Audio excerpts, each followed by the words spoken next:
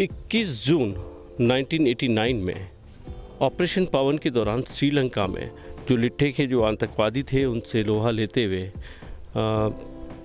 हवलदार राजेंद्र सिंह पूनिया जो इसी नुआ गांव के हैं, ये शहीद हो गए थे। परिवार ने बताया था, सबसे बड़ा इत्तेफाक ये था कि इनके एक और भाई जो बड़े भाई हैं वो भी उस वक्त एक दूसरी यूनिट में, वहीं श्रीलंका में उनकी यूनिट भी थी, वहाँ थे।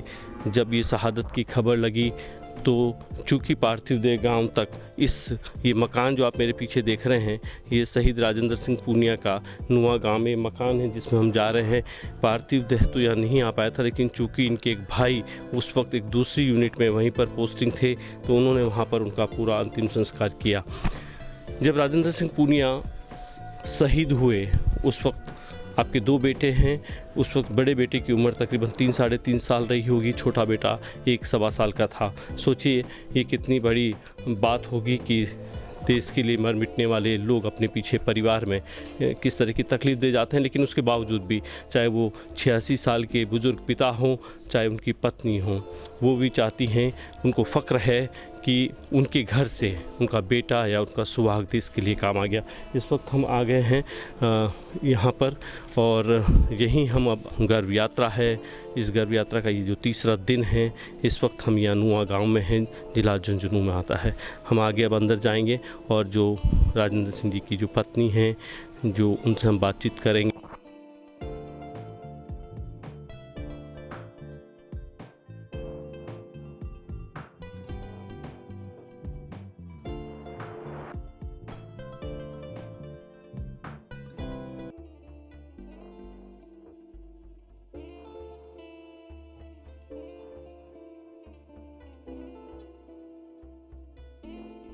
नमस्कार। नमस्कार। बस आप तो ये समझ लीजिए कि हम तो आपको प्रणाम करने आए हैं कि देश की सेवा में आपने इतना बड़ा आपका एक त्याग रहा है। अच्छा। तो इतने साल बाद में भी आपने इस संदूक को संभाल के तो रखा है। तो या तो मैं लिए रखूँ, जीऊँगी जो तो रहेगी, या तो मर जाऊँगी, जाए भगा देंगे आप से क्या ले चाहिए।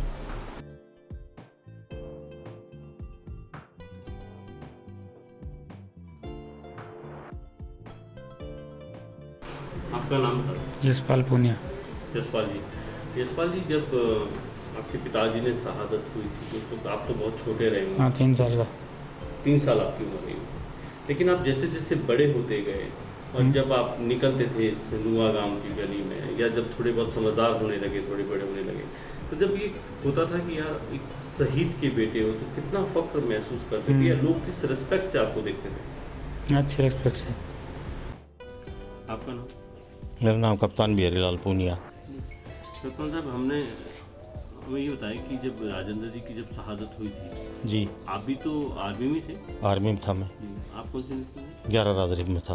अच्छा, तो वो वाकया थोड़ा सा आप याद करिए, हमें बताइए कि जब आपको पहली सूचना मिली कि राजेंद्र जी की शहादत हो गई है, आप उस वक्त कहाँ थे? मैं वहीं था, बमुनिया सेक्टर में थे। ये हमारी यूनिट भी, फोर्जाट भी, और हम 11 राजरीफ में थे।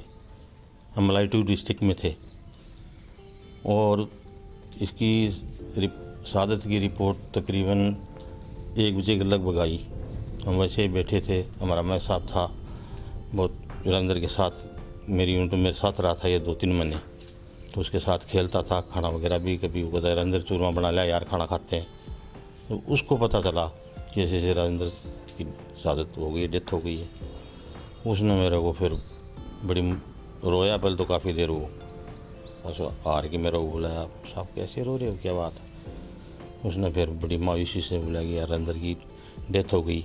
वहाँ भी तो मेरे को लेटर मिला उसका, ख़त्म हो गया। इनकाउंटर तकरीबन 11:30 बजे की बात इनकाउंटर हुआ है बमुनिया सेक्टर में।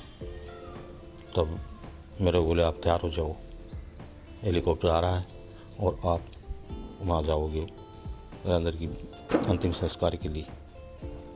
फिर मैं हेलीकॉप्टर से गया और वहाँ पर बमुनिया सेक्टर के अंदर, बमुनिया प्रॉपर में था, वहाँ पर उतर के बाद में फौरजाट रेजिमेंट में गया। वहाँ फिर इसकी अंतिम संस्कार की पूरी प्रक्रिया मैंने नहाया धोया। अंतिम संस्कार में मेरा पूरा साथ रहा। कि कितना बड़ा एक इत्तेफाक नहीं कहिए कि दोनों आप भाई हैं, दोनों उस वक्त श्रीलंका में ही थे हाँ जी। और आपको ये मौका मिल गया, लेकिन घर वालों को तो वो अंतिम दर्शन भी नसीब नहीं हुए। नहीं साहब, उस टाइम कोई ऐसा चांस भी नहीं था कि कोई डेड बॉडी इंडिया आए। बहुत आदमी ख़त्म हुए IPKF में, श्रीलंका में बहुत आदमी ख़त्म हुए, लेकिन किसी को मौका नहीं मिला कि घर में आएगा। सिर्फ उसके फूल आते थे और उसका सामान आता था।